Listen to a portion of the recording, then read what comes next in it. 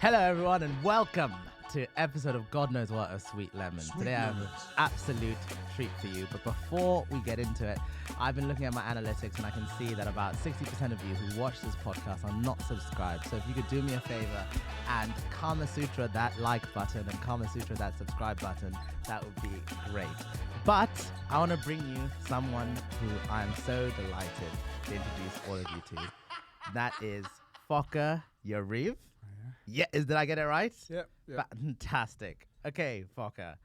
I feel like there's so many directions we could go with this, but I want you to just introduce yourself to the people at home in the best way you can. I'm a practitioner. Okay. I'm a yoga and Tantra practitioner. When I was 17, my mother called my brother and asked him to straighten the kid up. He came and he taught me yoga and gave me the first step in Tantra, and since then, now, almost 23 years, that's my life. And as a practitioner, I also, I studied a lot. I traveled the world. I taught in many places. I still teach a lot. But mainly inside, I'm a practitioner. That's what I love. The practitioner of life. That's how I would define myself, one sentence. I see. So for you, how does that manifest on a day-to-day? Like, what is it that you do for people that makes you feel like you're a practitioner? Well, I practice a lot. That'll do it. No, for example, I haven't missed a day of meditation for the last 23 years. Really? At least an hour a day. What type of meditation? I use usually a mantra meditation and also a particular meditation in which one centers in who they truly are, like the essence of consciousness within. I stand on my head at least 20-30 minutes a day for 20 years. Really? So I lost a bit of hair. Yeah. I didn't lose it. It actually migrated to my shoulder because it had enough being pressed by my husband. gosh. I do also, together with the yoga practice, I also involve other forms of practice in my life. Like one of the main ones is called karma yoga, the yoga of self-service and giving, yoga of action. I involve as well some of the tantric practices like relationship, interaction with the world, lovemaking, and so forth. So I would say a practitioner is a person who sees all areas of life as a means of practice, as a means of connecting to a higher force. So can you, however you would, explain to people what you say is meditation or mindfulness or practice, whatever term you use? Well, I'll quote Patanjali, Yoga Sutras. He was the meditator. Yeah. And he defined meditation as the continuous flow of the consciousness towards the object of the attention. So there's a continuity of flux. And it could be anything. For example, as a tantric practitioner, to meditate, to unite with my beloved, the woman there that I love, is a form of meditation. The same as I will do with a mantra, which I aim to unite with the mantra, which represents like a key to connect to a higher force. So it could be anything. So it's anything that you can focus on. Yeah. It's about the act of focusing, of maintaining the continuity of attention. That's the training, actually. So I guess I'm someone who meditates as well. Like I've done, cheers to that, my sparkling water and you're still. So I've meditated probably for 4 years. Probably straight. I missed a lot of days. Can't lie. I missed a lot of days, but I definitely see the value in it. And I've gotten a lot of my friends into meditation as well. But I guess what I struggle with the most is trying to explain to people necessarily the why of what is the benefits. And I can see in my own life it's definitely been beneficial, and I can see how it's even changed me as a person. But for you, do you see it as a means to an end, or do you see it as an end in itself? Well, it's not only a means to an end, and then you just have to, sit there and get angry and bored and think about dinner. So finally you can get out of meditation and feel good. Yeah. It is a way of being. So I sit with my eyes closed that hour, so I may also be able to sit with my eyes open, or to do anything with my eyes open with the same inner state. The only way I can convince people to do it is by being an example. They can see and say, well, it's not just about being chilled, it's about being balanced regardless to the whatever is in life. Could be super excited, more contemplative. To be inside, always the same. So that's the main benefit of meditation. It's to always be the same. And is there a specific like meditation tradition that you ascribe to? Well, it's called the La Yoga. It's the yoga of fusion, using mantras. That's the one, and then the second one is the one of called the Advaita Vedanta, or the self-revelation, using the idea of the I, the eternal self within. So what is because the meditation that I think people know the most is mindfulness or fixed attention meditation, where you try and focus on whatever arises, or you focus on the breath, whatever comes up, basically. Is that different to what you do, or is that the same thing? It's the preliminary phase. So we start with that. Yeah. But that's just the beginning. Really? Yeah. I mean, that's the beginning of any meditative state. Then from there you go forward. First you are anchoring in the present moment. Perfect. That's the mindfulness. But from there, what do you do? Can I just push this further? Let's see your face as well. That's it. There. Then what you do?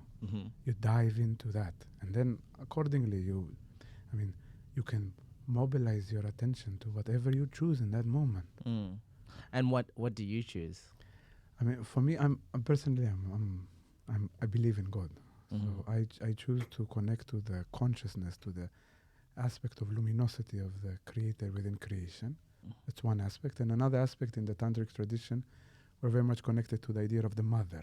And there are fascinating 10 aspects of the mother, of the feminine actor in creation.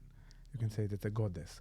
Because especially in Tantra, we don't just speak about a patriarchal god that rules the world and everybody. No, it's much more of a form of union between the feminine and the masculine. So often I will connect as well to the feminine co-creators, or the aspects of divinity. So when you say you believe in God, because obviously you said you're Jewish, is that like the Jewish God? No. What would you define as God? I mean, if it would be the Jewish God, it will contradict the Muslim God, especially right now. Seemingly, they are not good friends. But depends who you ask. Well, I mean, I believe that there is a benevolent consciousness in creation. Yeah. They didn't create the world, but became the world. And through merging with the world, not just as a force somewhere out there, but seeing the presence of the creator within creation, that is the God that I feel. So both it is an almighty, you can say a transcendental force, but in the same time is an eminent part of creation. And to see it in all, to feel it in all, that's my path. And how do you arrive at that feeling?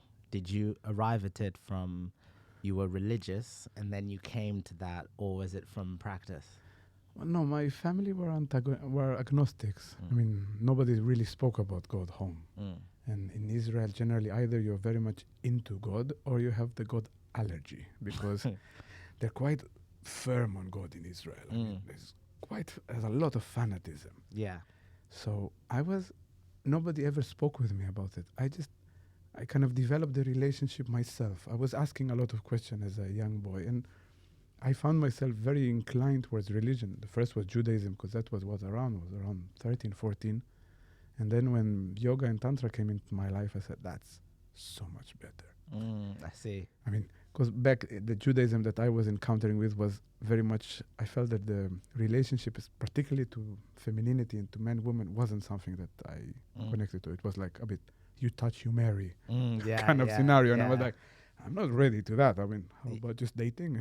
I was 17. I mean, it's a bit too early to, Yeah, so with yoga and Tantra, because I feel like I've an interest in Eastern philosophy, like just as a hobby almost. And I've really enjoy Buddhist philosophy. I learned a bit about the Buddha, all that stuff.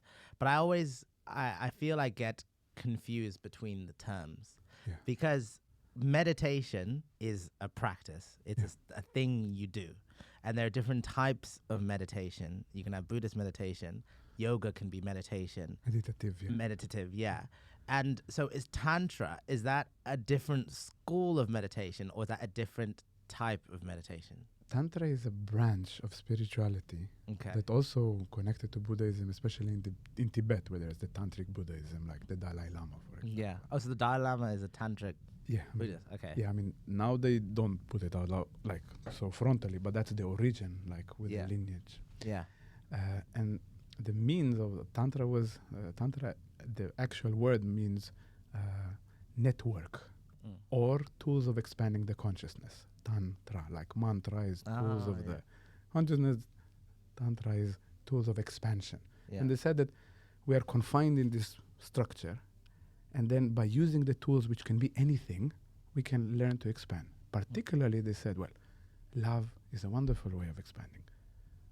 The erotic interaction, with all the pleasure it's created, is a wonderful tool of expansion. And they also use, of course, the meditative techniques, the yoga exercise. So you will not separate so much yoga and Tantra as lineages until more recently. I mean, there was the more traditional forms of yogis, but always in Tantra, they were involves various kinds of yoga. And even some say, I mean, there's always like in history, there's a fight who invented who. Yeah. But the Tantric said that they brought the yoga forward. Yeah. Okay. So I guess for you, do you feel like there's like a Western misconception on like Completely. Tantra eroticism? What do you think that is? Well, it became very popular. And like everything that becomes very popular, Yeah. it starts to sell. Yeah, of course. And especially, I mean, it's not just nowadays, but when there was a merging of eroticism and religious practice, it was conceived to people as something that they cannot go together. That's why even in the ancient time, the tantrics were on the outskirts, because they couldn't understand how people will infuse themselves in the world and still be spiritual practitioners, because back then, especially in India, they saw that if you are a practitioner, you're an ascetic and you go in a cave. I'm definitely not going in a cave. No. Can't imagine you in a No. cave. I've been quite a bit in the caves in my life, but Okay, you'll get into that. I spent 2 years in silence in my life. I'll get into that. But Okay, yeah. but the thing is, the world, as I said, if the creator didn't just create and left it to its own business, forget about it, like they kind of said in the enlightening period. On the contrary, they said the creator became the creation, and by loving the creation, we can return to the bosom of the creator. They call it the unique and united reality. Yeah. And that was the source of the tantric. And it led to a lot of confusion, because eroticism, which is so strong and is a source of so much taboos and inhibitions, how will they link it with being a religious and a spiritual being? And people couldn't understand it. And when it arrived to the West, what often happened in what we call the neo-tantrism, they took out the aspect of the more religious, spiritual aspect, and they just went for the exploration of the erotic aspect, which is reducing its efficacy. While those who just said, no, it's just about the religious aspect without the erotic aspect, they misunderstood it. It's again lacking the impetus. This is why Tantra often had a bit of a name of those weirdos. Yeah. Those unique people. Yeah. Because eroticism and spirituality often in people's mind couldn't merge. Yeah. In Tantra, they seemed not only they are not antagonistic, but they are complementary. They are feeding one another. Yeah. So when you say erotic, what do you mean? Like, how do you use that word? Well, I will use in the dialogue of Socrates and Plato in the symposium. Yeah. They sit there eating. Indeed, yeah. Socrates said to Plato. Exactly. Yeah. And Socrates said that there is no auxiliary force stronger than eros to exalt the spirit or the soul. Eros is this deep desire, a longing for oneness that manifests as well in the desire to unite erotically. But not only, it's a sense of being, a sensual, alive sense of being. And what Tantra was saying, that there's two fundamental energies. There is the sexual drive that aims to multiply the species, which also then expands to other areas of life as a more consumerist approach, and rather it's not just a superficial approach towards life, is a more horizontal approach that doesn't have the vertical idea of a superior force. While Eros was taking similar actions, let's say like the lovemaking, it says, but there is a vertical line for it. It's not just to propagate the species or for just us having a momentarily joy. This is a spiritual act. And Eros is radically different from sex, even if the same is seemingly the same act, the same bed, the same two people, but the orientation and the intention of the two is radically different. And that somehow sits in the core of the tantric practice. You don't have tantric sex. You have the tantric love making. You produce more love. Okay. And you create it by being infused with this erotic behavior.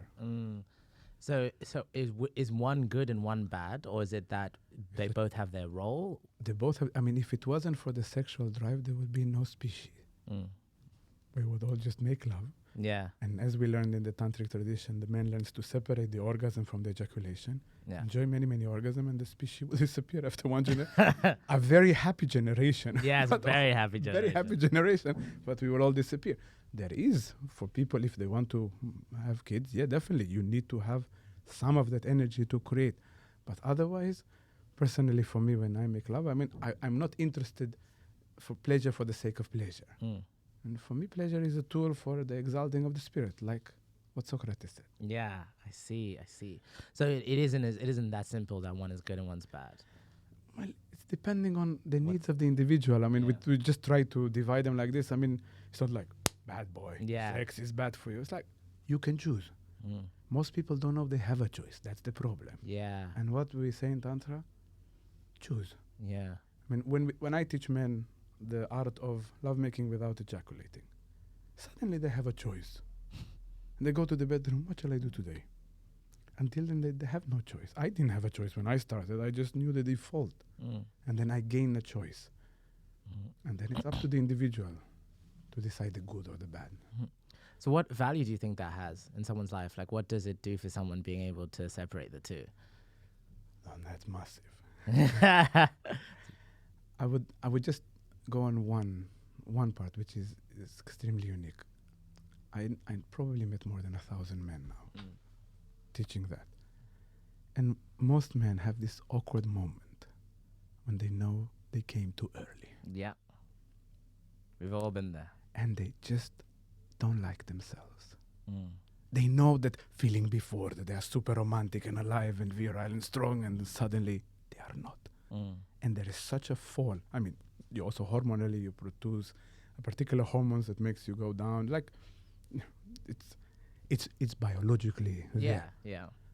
And then when you manage to suppress that and you manage to go beyond that down and you are triumphant, now that's a moment. Because it's a moment of self-mastery. You know, if you don't control yourself, someone else is controlling that. And for many men, there is a feeling, I don't control that. And it's about regaining control about what is ours. I mean, my hand goes up because I tell it. And suddenly there are parts in me that just do what they want. Yeah. We feel a bit overwhelmed by that. And it's regaining a sense of self-control. And I would even say self-dignity. I see.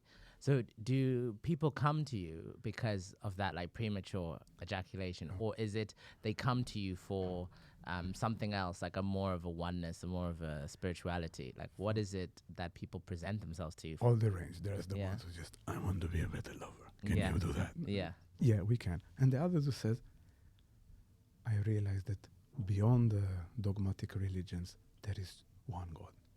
I want to know that. So in that range, which is quite vast, Tantra is fitting for all. Okay. So how many people have you helped now? Well, I've been teaching Tantra in the UK now for 13 years. We're doing retreats, festivals. I mean, I never trust a man.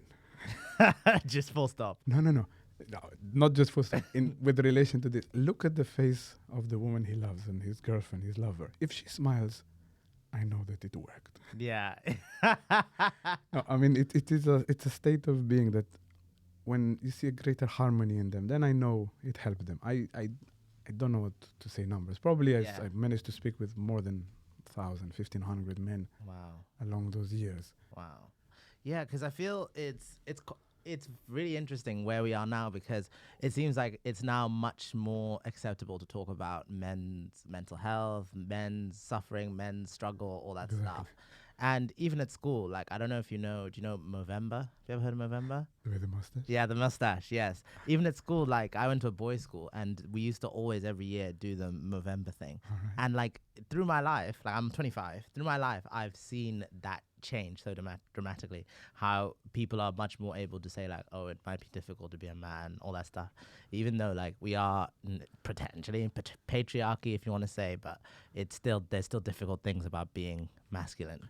So for you, like, how do you do a positive version of masculinity? What does that look like in your in the tantric tradition or in your mindset? I would say the gender that we are born with is a great opportunity. It's a privilege. Either you're a woman or a man, it's a privilege. I would say embracing the beauty of each and every one, a bit like in a tango. When each one embraces their role perfectly, then the dance is superb. Now, for me, I realized that when I was 18, I had the moment and I was like, being a man is a great responsibility. Let me take it with both hands. And then I found great happiness in it. And I see now helping men with that. For example, the meaning of their life. Men's meaning is not just to pay the mortgage and to go to a job that they don't like. This is one of the reasons why they suffer. Man has so many dreams and aspirations. He needs to learn how to voice them out and not just to copy someone else's aspirations and dreams. A man has, as I said, a desire to look at the eyes of the woman who is with and know that he can fully fulfill her on all levels, emotionally, erotically, mentally. He needs to rise to that. The question would be, I guess, what people would push back on is the fact that does this leave room for a world without gender roles? Because this means you're basically saying, if I'm correct, that there are men and women and men and women are different, which probably scientifically they are. And being a man and being a woman has a role in each other's life that is very different. And like if we don't accept the difference, then you have a situation where neither group is happy because neither is fulfilling themselves in the way that they should be completely. So I would say, yeah. So I'd say I think I would agree, and I think what you're saying makes sense. I guess the thing that I would push back on is, let's say for example, if you have a man who's not masculine or a man who doesn't want to be in that role, do you feel like the role in itself is for all men, or do you think there's a room for movement? I think the gamut in the role is wider. When Jung described the archetypes of the soul, he described that there are four. He said that there is the king, the lover, the warrior, and the magician. And if we are, as a society, we put stereotype instead of archetype, we limit the possibility and we distort it. For example, in the time of the Westerners, there was a stereotype, this is how men should be. And some men feel very masculine, but they don't like this stereotype. They say, but I don't fit in masculinity. Because they reject the stereotype. The idea is to shift from a stereotypical approach towards both gender and to return to an archetypal one. And then we find a complementarity. I would say like this. I mean, in the tantric tradition, they said that one of the ideals, they call it the androgen, which is half man, half woman. But not through surgery or anything like that. They said like this: imagine a man, he stands like this, and he sees 180 degrees of the world. If he unites perfectly with a woman who stands behind him, she sees 180 degrees of the world. And together they see the full spectrum of life, of divinity, of the whole. This is the role of the union. This is what Jung described as the anima and animus, that love, the desire to love that we have, because the other one completes us. What does it mean, completes you? He or she enables us to see the part that we don't see. Sometimes when I hear my lover describes the world, I'm like, goodness, I couldn't see that. And I sit and like, that's such a fascinating way of looking at that. Yeah. So are you in a long-term relationship? Yeah. And is it monogamous?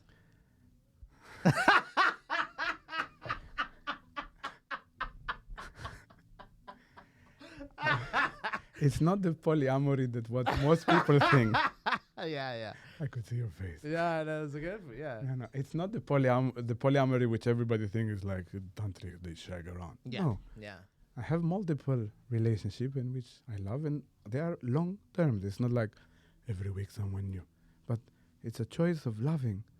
And when the heart falls in love, I couldn't say, no, you're in a box now. And it's not something hidden. It's not. It's spoken. Yeah. It's relaxed. It's loving. It's Yeah. it's harmonious. I see. Is because there are obviously like there's different structures. You can have multiple women, one man, one woman, multiple men. Is it or multiple relationships, all intertwined, or? I have, one of the women which is very close to me. She has more than one lover. Yeah. So it's not like you are the sheikh there. And Yeah, the sheik at the center. come to my harem. Yeah. It's definitely not the case. Yeah. It's based on genuine love, and then love has uniqueness. I must say, for example, having more than one woman in my life, one woman completes a certain part of me, and when I'm with her, I see myself and life in a particular form. The other one is a completely different way. Why would they contradict? Both of them are part of me, and I feel part of them. So where do you think that fits into the model of the 360 view? Yeah. How do you think that fits in? Is it now that we have different dimensions of the circle? It doesn't go to 700. Yeah. Imagine that I have this view, and for me, both of them complete the 360. I see. So I have, let's say, one of them is from Denmark, and the other one is Greek. Yeah. So there is a nuance of femininity and a nuance of femininity. Yeah. And for me, they complete that part, and I can see the creation in a whole new light. I'm enriched by it. I see. That's fascinating.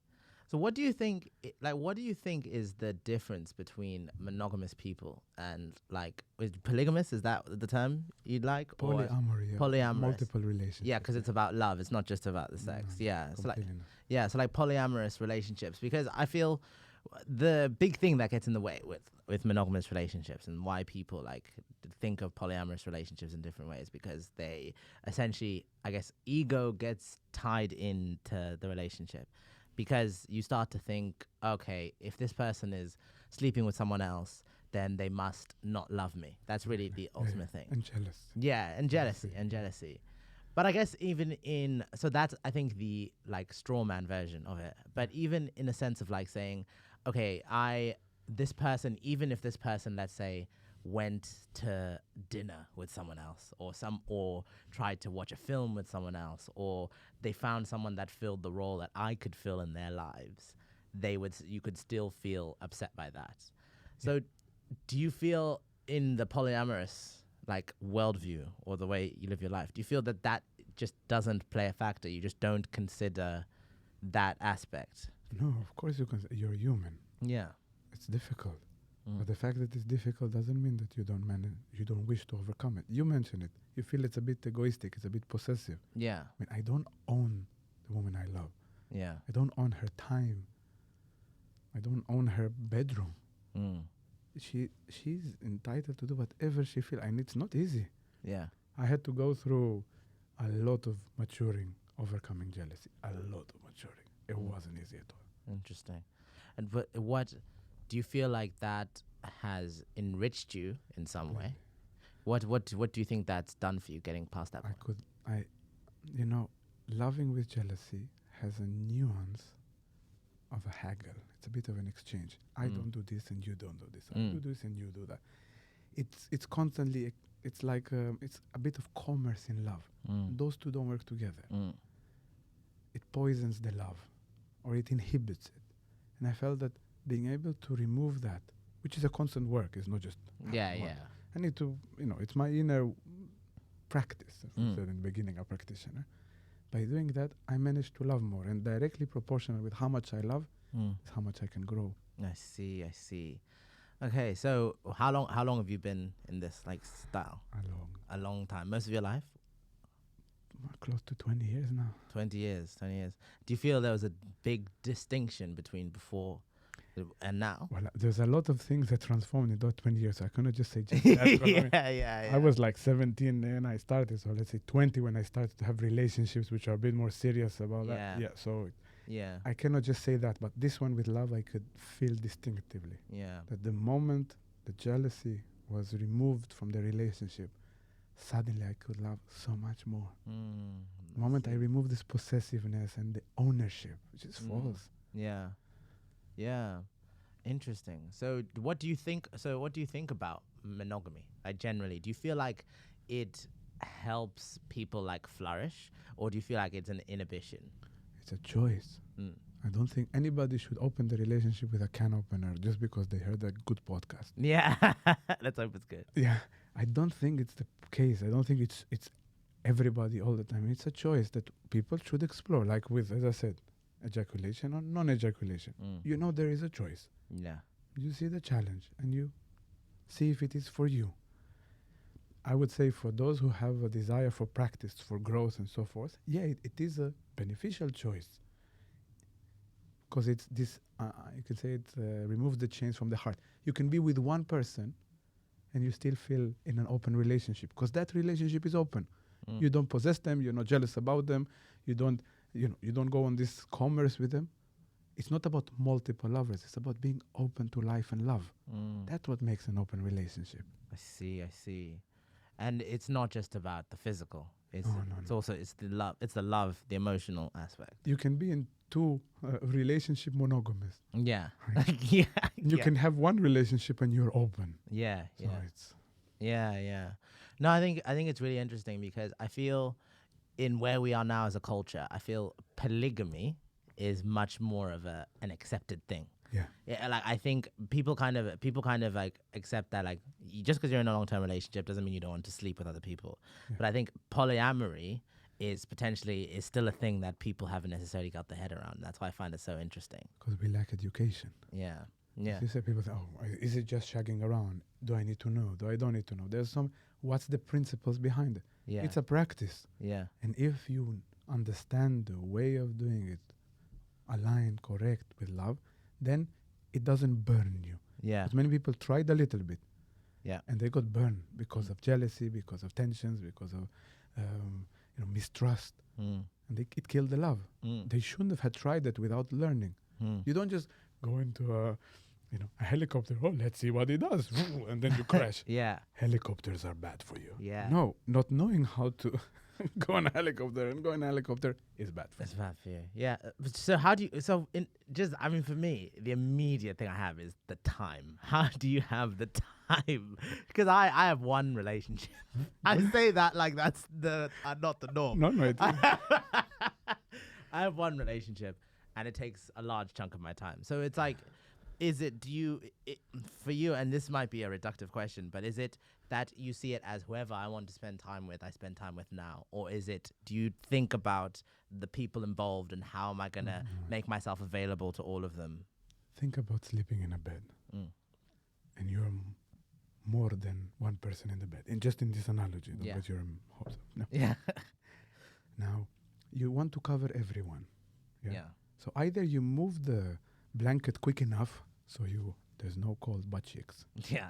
Or you expand the duvet analogically. Yeah. For me, it's about expanding. It's not about seeing all every day and I just have to run around like Shakespeare's servant of two masters. Yeah. Getting exhausted. Goodness, I cannot do it anymore. It's not like that. It's a mature relationship. You say, well, let's meet on Saturday with one and the other one you maybe meet on Tuesday. Don't have to meet every day all the time. Yeah. And exhaust yourself in that way. Yeah. So I would say it's much more, it has this notion of naturalness in it. It's not have to be equal or has to be unequal. It's just you expand to embrace the needs as well of someone. Somebody have a hard time. Yeah. You spend more time with them because they need it. Yeah. It's not like if you have an openness and you speak about it, then you create harmony. You don't just have an antagonism there between the people involved. Yeah, I mean, that's interesting. I guess I want you to tell me what you think about this, because I've always thought because I've been in a relationship for 6 years, 6 and a bit years. Not bad. Yeah, not bad. Could be better. And it's been a monogamous relationship, as far as I know. As far as I know. See in the comments below. As far as I know. But it's always as I've gotten older, because the relationship started when I was 18. You're 25. I'm 25. It's not older. Yeah, as I've gotten older with time, I can grow a beard now. Yeah. As time has gone by, at least as I've sort of matured, the mindset that I've kind of taken has been like, having a long-term relationship actually gets rid of the distractions of actually pursuing sex and thinking about the next date, going on dating apps, all that stuff.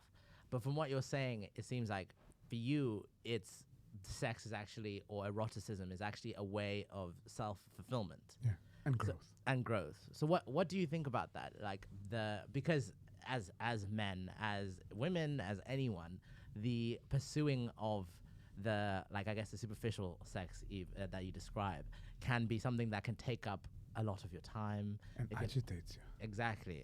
And it can be something where you're constantly thinking, where's the next date? Where's the next thing? One night stand, going to clubs, spending all this money, blah, blah, blah.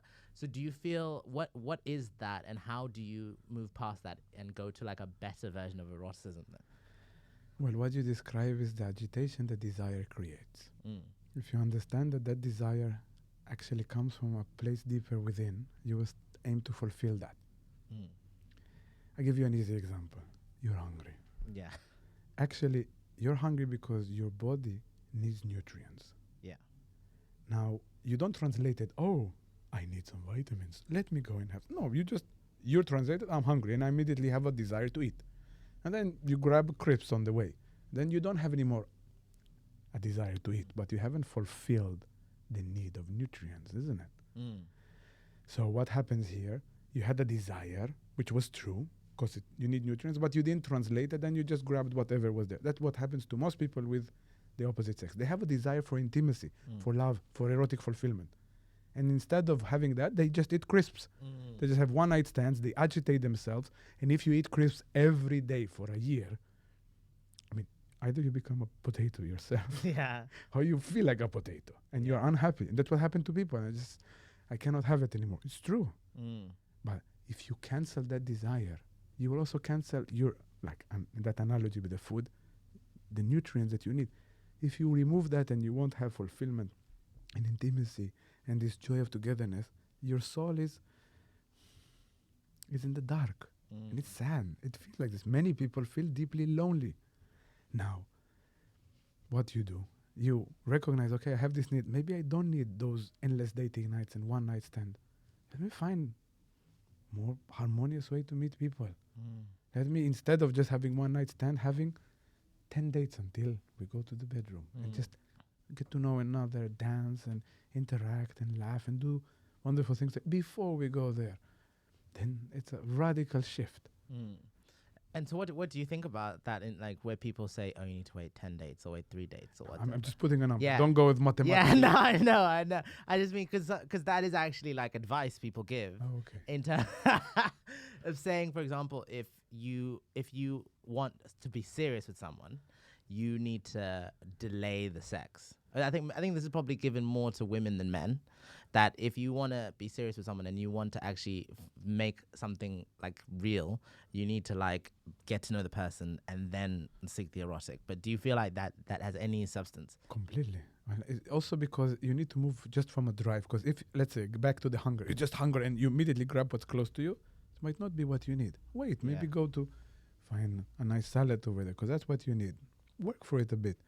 Also, it will help us to differentiate between a quick fix, which doesn't fix anything, just makes the problem worse, to something which really fulfills us. Is the search for fulfillment life. A real search for fulfillment. And we need to find what our soul truly longs for, the fulfillment here. So, yeah, it is true better to delay it, because you're going to have a one-night stand, you will feel unfulfilled, and it will make it so that you lose more hope, you feel less open for the next one. It could be much better because already you were battered so many times by being ghosted or because, you know, this date. So, yeah, that's what we aim somehow to reconstruct. Yeah. So what do you think about dating apps? They're agitating us. We are not meant to meet people like that. We are, you know, you have 400 different receptors in your nose and only like 3 in your eyes. 80% of people on dating apps lie.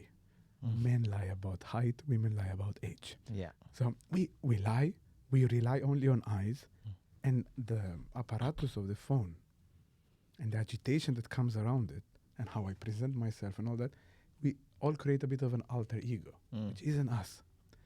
So I would recommend going out, meeting people. I mean, the reason why we kiss, and we like to kiss on the cheek, because you have a chance to smell one another. This is actually the way you will notice compatibility, not just the looks. Yeah. It's their smell. When they sang, if you want to know if he loves you, so it's in the kiss. It's not in the kiss, it's in the smell. It's in the smell. Smell, people. Yeah, it just doesn't sound so romantic, you know. No. Smell them around. But this is why we kiss someone and we aim to be connected, because then you can. I would recommend to do that, to go out. Yeah, it could be for a while, let's say for 1, 2, 3 months, you try a bit of dating apps, you go out a bit just to get in a game. But then go out, meet people, go to workshops and parties and so forth, and then you will have friends who meet other friends. I think that we are much more wired for that. Yeah. So you advise like people not to use them at all? I mean, I don't want to say what I haven't practiced myself enough. Yeah. I will be a bit hypocritical. Yeah, no. So I don't want to, because somebody who's, I mean, I've been in a relationship for so many years. I didn't need to use such apps. Once I gave it a try for a few months, because I was very curious what everybody are doing. So I went on a date, and she was super nice. Yeah. But I want just to see how it is. Yeah. Because I was curious as my experiment. Yeah. But I don't want to say no or yes or no. I would say that from what I research as well, from the perspective of hormones and the way our brain is wired, it's actually not helping us, because in dating apps, you constantly look of why not. Swiping. You have the idea, why not? And then when you meet someone, you continue with why not? And you know what? Everybody has a few reasons why not. Yeah. And if this is already your mindset, when you go on a date, you'll have plenty of why nots, because this is your setup. Yeah. Yeah. You can try to swipe them while they're standing right there. Which is not very nice, but you do it in your head. Yeah. And it's why more and more people are lonely, especially in Western countries. I mean, the rate of people which are single is growing. So. And also people who are sexless as well. Yeah. Especially in Japan, it's really bad. Yeah. Especially like the fertility rate in Japan is apparently like through the floor. Apparently. Yeah. That is incredible. So I guess my question is like, if you're looking like at men generally, is that the main group you help, or do you help women as well?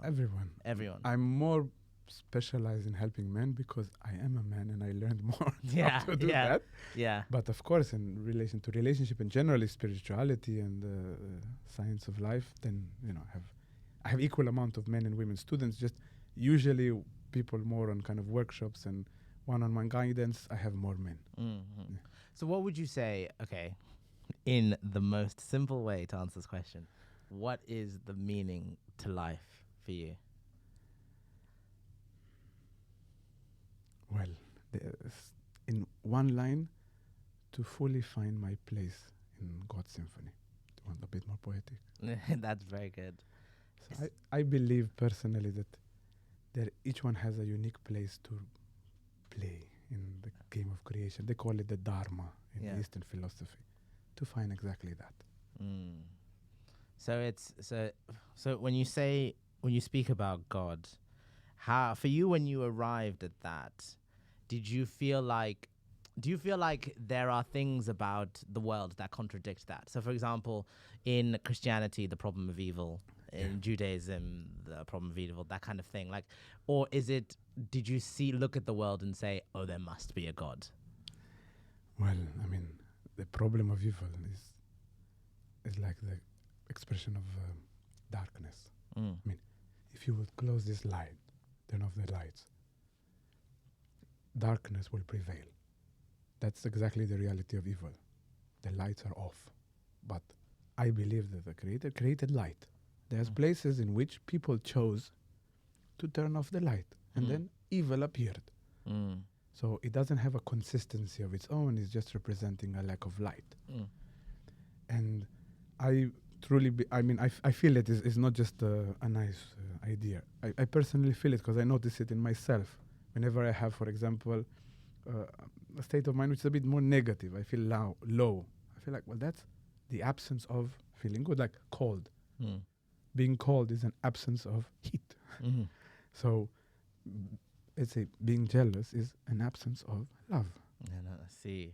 So this is how I discovered. And having a life of meaning is, or what most people feel as having a life which is meaningless, is not realizing the meaning which is there. So I would say the meaning of my life is to discover, to listen to the symphony of where is my place in this world, and then to fit in. Because then I know I did my place. Not everybody are supposed to be Mozart. Yeah. He was pretty good, but not everybody needs to be Mozart. Somebody needs to be the chariot driver. Which drove Mozart to the work. Yeah. If you find, each one needs to find their own place. They're equally valuable. Like in your body. You're a doctor, you know very well. Not all the cells want to be the eyes because that's the coolest. Somebody needs to do the bones. Yeah, somebody's got to do the bones. Somebody needs to be the bum there. Somebody's got to be the rectum. Yeah, so somebody has to do that. And they're equally important for the harmony of the whole. Yeah. My wish is to be perfectly there as an instrument, to be there in the... I see. In the wisdom, in the symphony. I like the symphony feeling of it. Yeah, that's a very nice, interesting way of thinking about it. Have you ever heard of the YouTube channel Kurzegesagt? You ever heard of it? It's called In a Nutshell as well. It's fine if you haven't. Have you heard of it? No. It's there's a video you should watch of theirs that I love. It's called The Egg. Okay. So it's basically the premise of it. I'll tell you a bit about it without ruining it. But the premise of it is it's basically this person was driving, and it's an animated thing. The premise of the channel, first of all, is it's an educational channel. So they do like very high-end animations on like philosophical concepts or scientific concepts, whatever. So this one is called The Egg, and the principle is there's a guy who's driving, he dies, and then he basically meets a higher power who ends up being God. And then the ending, which is kind of ruining it, but you can watch it and still enjoy it, is at the end you find out the reason why he's dead is because he's actually died like millions and billions of times. And it's actually because every time someone dies, they get reincarnated into another life in history. And at the end, it's because the whole universe is an egg into God. So the egg is essentially the egg of a higher deity. So that's the premise of the entire thing. And it's like, for me, that's probably the closest thing that I felt to being like, yeah, that makes sense to me. That's like, I can understand, because it's, even if you don't literally believe it, it still makes you think, okay, yeah, we are all the same person. We are all like equal. We have our role in a greater meaning, a greater purpose, and all that stuff. But as someone who started as a Christian when I was a kid and then kind of left religion just because I just didn't believe it anymore, I guess I struggle with believing in anything that is not even necessarily proven, but that is not necessary. So what, like, for you, do you feel like your God needs to be proven in facts and words or whatever, or is it just like a feeling that you feel? No, prove to whom? I don't think he looks to be. He doesn't look and say, oh, how many people came to church today? I need to do something with my popularity here. Yeah. I'm personally, trying to attribute for the Supreme. I feel it's not about proving to anyone. It's about the exploration of one's own self. One can only share from their exploration. And if somebody else feels like exploring themselves, great. I would say the problem with the dogmatism in religion, it stopped the process of asking of the individual. The level of consciousness of the individual is depending on the questions they ask themselves. Yeah. If the church, the synagogue, the imam gives you all the answers, you stop questioning. Yeah. You won't have your inner process. I'm grateful for my parents. They didn't force-fed me. Yeah. Yeah. They let me grow. And I was just a curious boy. And I asked a lot of questions. And I pissed everybody off. But eventually, it led to a discovery which was genuine, authentic. This is what we're searching for. I would say very often the religions or the religious leaders that we see nowadays, they are driving people away from a personal relationship.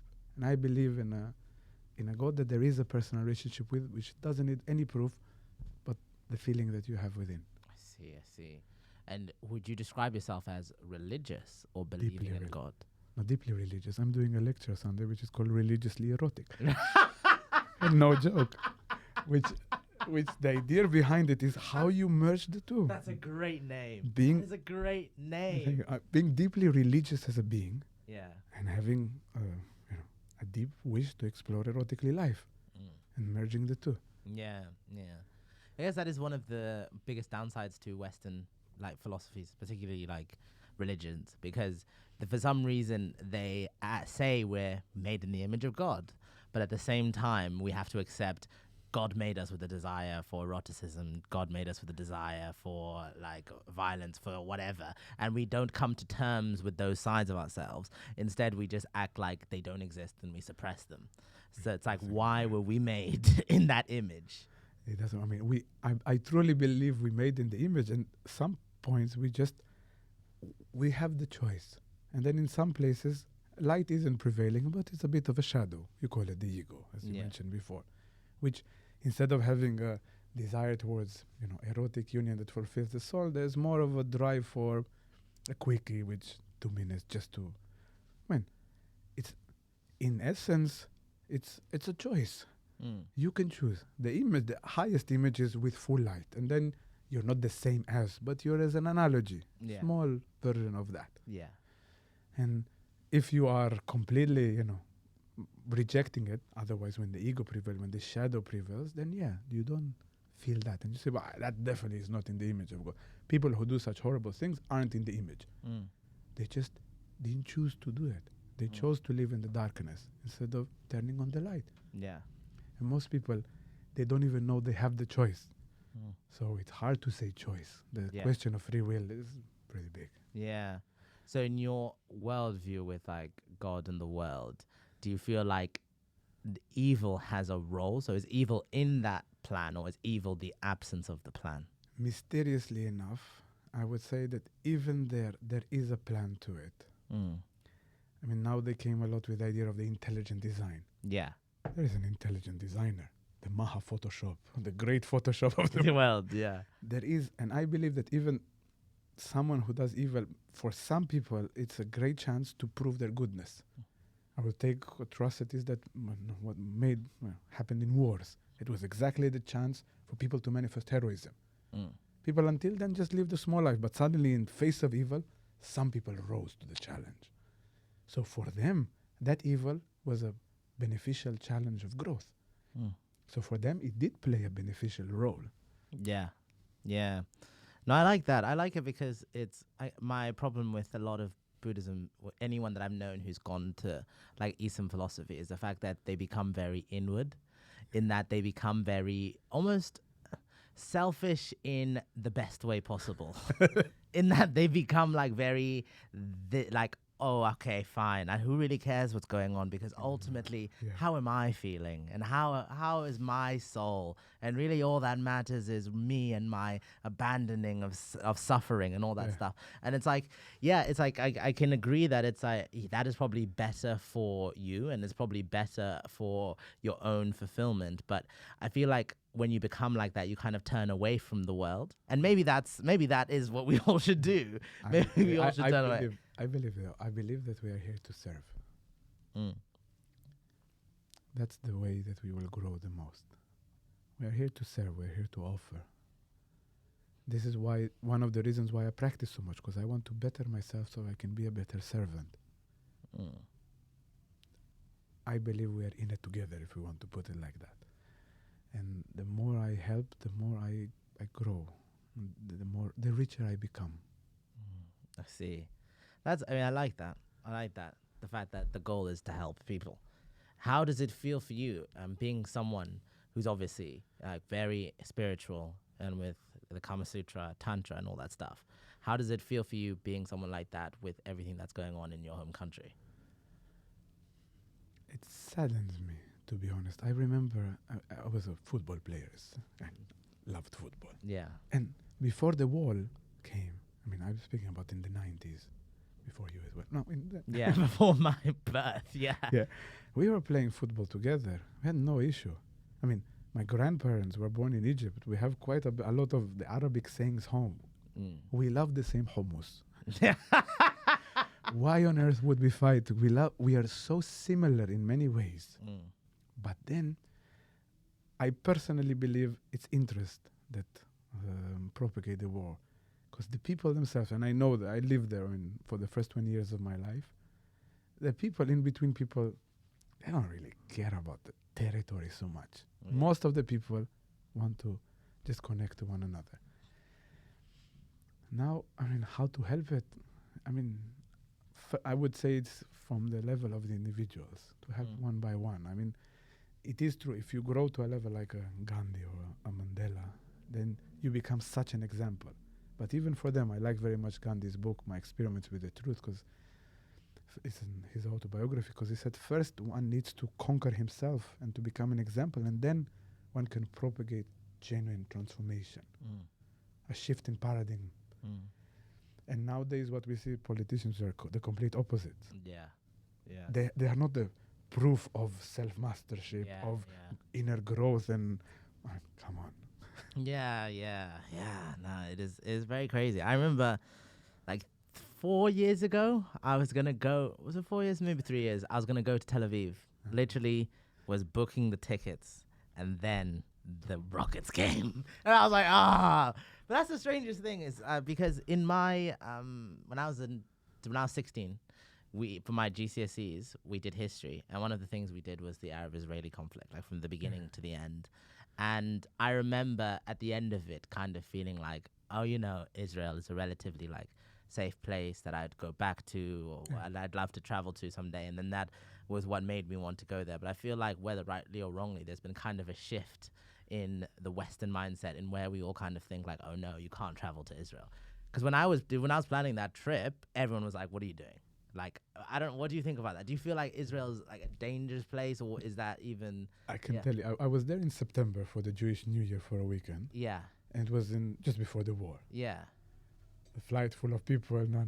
Yeah. Then I went in October, the end of October, to my mother's birthday. Yeah. It was peak of the war. Yeah. Pretty much alone on the plane. And it was, I mean, the airport was like a ghost town back in Tel Aviv. In Tel Aviv, Yeah, I mean, my family she's in Jerusalem. Yeah. And what I felt, it was fascinating for me, is there kind of a dissonance. The war happens there and you live here. I didn't have a problem with it. Didn't have any alarm or anything. I was there for 5 days. And there was one moment I was sitting on the beach with my father and my brother, and you can hear the bombs at the distance. But you're on the beach, but nobody else was on the beach. Wow. So is it safe or not safe? I will personally, if your family isn't there, I will not go there now. But I mean, also this wave will calm down, and it is a gorgeous place. In Jerusalem at night is one of the most beautiful cities I ever saw in the world. Really? Yeah. I was born there, and it's one of the places I go You're back. born in there. Jerusalem? It's so beautiful. Gosh, that's such like a cool thing to say. I was born in Jerusalem. Born in Jerusalem. I'm a Tantra teacher. No, that's the best pickup line. No. No wonder you have so many relationships. No, don't go there.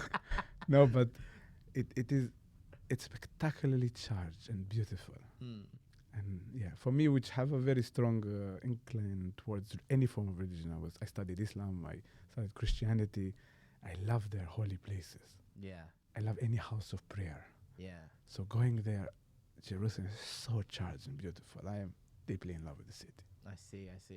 So what do you think, like, people think now, as someone who has family there and lived there, like Netanyahu, like what is the political future now? Eventually Netanyahu will also go, but will come another leader, which I don't think will, I hope there will be a great change. I remember a great transformation. I remember when Rabin died on 4th of November 95. Yeah. That was a moment in which what started to be, it was almost finally we'll have peace. Yeah. It just, from there, it just went downhill. Yeah. I personally, I chose not to serve in the army because of it. Really? Yeah, I chose when I was 16 because it was yet another one of those waves. I said, that's not the war I believe in. I believe we're just propagating war. We're not protecting anybody now. Yeah. Now, I do believe on the idea of, there is war and one needs to stand and fight, but I think we're just propagating the fight there. Nobody actually stops and says, 1 second now. Yeah. Why are we are pawns there. The Jews and the Arabs are pawns in hands of greater forces. I see. And the people there are suffering. I mean, on both sides. How does it work for like because you have to do some years in the military. Yeah. So how does it work? How do you say no? Well, I told them that I believe that the actions of the IDF are insane because I believe that they are killing innocent people in some cases. They didn't like it so much. I can imagine. So they told me, we don't want you in the army. Instead, I went and volunteered in a school. Oh, okay, fine. That seems reasonable, I guess. They did fire me because I had an affair with one of the teachers, but don't say it. And I was 19. It was a stupid move. Anyhow, that was the end of my service. That's the superficial eroticism. Yeah, no, I was a young man. It was sweet, but no. Yeah. Anyhow, I left Israel a year after, and I do go back there often. My mother and father and my family in there. I love the country. I love the people. Yeah. And I have a feeling that if they would remember how they were in the 80s and 90s, much closer to one another, humanly, then they can break this wall. It's not just a physical wall, which is disastrous. Yeah. But it's the wall between people's hearts. Yeah. What do you think there's anything that we get wrong in the UK about Israel or about what's going on? We only get it from the media. Yeah. We don't hear actual people. Yeah. And the media has usually interests in Yeah. how it presents. Yeah. So yeah, we do get it a bit, What do you think we get? served in a certain way. Like, what would I not understand about You Israel? won't understand that, as I said, we eat the same hummus, we love the same falafel. Mhm. Between humans, us, we don't have that big of a distance. Yeah. So we just need to relearn how to live together. Yeah. That's the main thing. I mean, and relearning how to live. I mean, economically, we cannot be separated. Where will the people from Gaza and the West Bank work? Yeah. We're interwoven with one another. Mm. They build all the houses in Israel. Yeah. Yeah. So we deserve to live there next to one another. If you would take out the politician out of the scheme, we will be just fine. Yeah. Because each one just wants to live there. Yeah. And I know some people say, no, but they want just to throw us in the sea, and no, they want just to kill us. And Yeah. but if you would, it will need time because there's a lot of anger and the tension needs time to diffuse. I just hope it will go gradually to a new generation, because the generation now, the ones who saw the atrocities of the 7th of October and now will live the difficulties in Gaza, the kids who see that, goodness, they will grow up very angry, and it takes time to re-educate that. Yeah, I mean, I hope, because as well, it's like, because I think from what I've read, Israel is one of the only countries where the young people are more right-wing than the old. Then that's like because of, like you said, the more religious people having more children than the like secular kind of thing. Yeah, that's one of the reasons. Yeah, so I mean, I hope, because I want to visit Israel. What Begin said when they made peace with Egypt in the late 70s, he said, peace you make between enemies, not between friends. Good, I mean, great, yeah. Yeah, we are now in the position of enemies, but this is how you need to decide to make peace. Yeah. But in Northern Ireland and the Troubles, eventually said, well, let's just sit and we need to draw a line somewhere. Yeah. What do you think about, like, in terms of, like, with human nature, for example? Do you feel like we are just predisposed to conflict? Or do you think that's a derivation of the plan, like being in the way of God or whatever? Yeah, I mean, I will not say that we're not inclined towards hatred. But when we haven't awakened a superior voice, then the inferior voice comes. And we haven't awakened because of a lack of education. So that's the real reason why this appears. I would not just say that, we're just like animals and we have to do like that. No, we are miseducated. Yeah. And as a consequence of a lack of education, hatred, war, and violence arise. If we re-educate the people, we give them values, choices, then I believe there will be a whole shift in the way we live with one another. What do you think happens after we die? Well, I do believe in the idea of reincarnation. Okay. And I would even want to recommend you to read the works of Ian Stevenson of Virginia University, who started his research to demystify reincarnation. He got quite a big grant for it, and after years of research, he said, well, I actually think it's right. I do believe that there is reincarnation, and it's part of the schooling system. We get more possibilities to learn. And the reason why we need to come back is to learn fundamental lessons for our souls to grow. And what you didn't learn in one life, luckily you have another chance.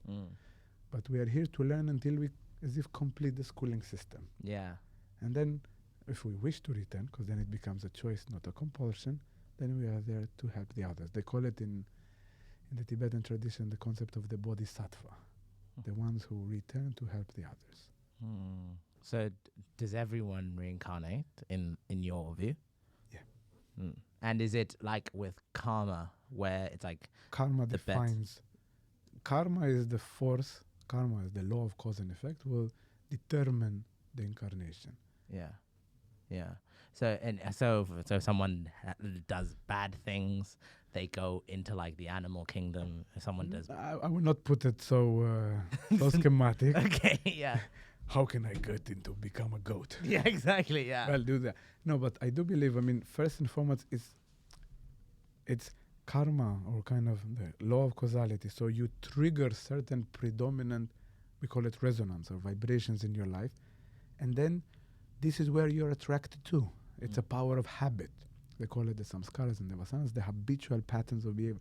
So you will go where you fed your habitual patterns. So if you constantly were angry and unfulfilled and frustrated and so forth, then you will incarnate in a place where this music or resonances or this vibration dominates. Yeah. But if you remastered yourself and you transformed and you reached to a new level, then suddenly you will reincarnate in a different place, which might be better and with a vibration, like say a music or a resonance, as we call it, which is of a different frequency. And gradually we will become more and more tangent with the Supreme, with the Absolute. I see. Also, I've just realized you told me you stand on your head for an hour a day. No, 20 to 30 minutes. 20 to 30 20 years. Yeah, and I just every day. I just did not question that. What do you mean? So you stand on your head? Yeah. Is that with your hands or literally on? I go like this and I stand on my head like that. It's a And yogi position. It's called Shirshasana. I see. And what does it do for you? Makes your head bigger. Look, I mean, physically, it's wonderful for the brain. But most importantly, in the yogic and tantric system, they speak about centers of consciousness. They call it the chakra system. Yeah. And they said that in the top of the head, there is the 1,000-petal lotus. It's very poetic. Yeah, yeah. They call it the Sahasrara Padma, which is the place in which the light of consciousness enters the being. And it is the place in which I can tune in to that consciousness that exists in me, and it's part of a greater consciousness. So it's a form of elevation of my being. I also feel, it's a transcendental state of being, of both being beyond the world while in the world. Deep detachment, contentment, and inner peace. So by performing this posture, and I don't recommend anybody to do it starting like that, with a guide and so forth. After a year or two, you can start to do that for so many minutes. It's a way of elevating the being. So this is, as a practitioner, that's my wish, to constantly deepen that process of growth. I see. So how long did it take you to get to that point where you could stand on your head? Well, I started with 1 minute, and every week I added a minute. Wow. So gradual way. Yeah. So it's 20 to 30 minutes every day. Are you going to try and get longer? I did many times longer, but then I want to do as well other things. You have other things to do. I do other yoga postures, meditations. I mean, there's an amount of time that I dedicate for this particular form of yoga and meditation in my day, and other times I dedicate for other forms of practice. Yeah. Like I said, the karma yoga and tantra yoga and other forms. Yeah. Is there for you, obviously you've been doing it for a very long time, is there any part of who you are that you're still working on? A lot of them. Yeah. What would you say? The main one? Yeah. I mean, to make it so that the light is always on within. That there's a power of awareness that never goes off, that I'm constantly aware and conscious of all my actions, of all my being, that nothing is going in the semi-dark. Because that's where a place where still the ego holds, and there's patterns of behavior and habits and places in which fear determines my actions and not love. Those are the ones that, I'm a practitioner because I'm not perfect. I can see the ideal of perfection and I'm aiming for it. I'm not there yet. Yeah, yeah. I can see myself from 20 years ago. I write a diary now for the last 25 years, and I read sometimes. Yeah. I can definitely see the growth. Yeah. It's remarkable for me to see, it's like you see how from a quite an unpolished character,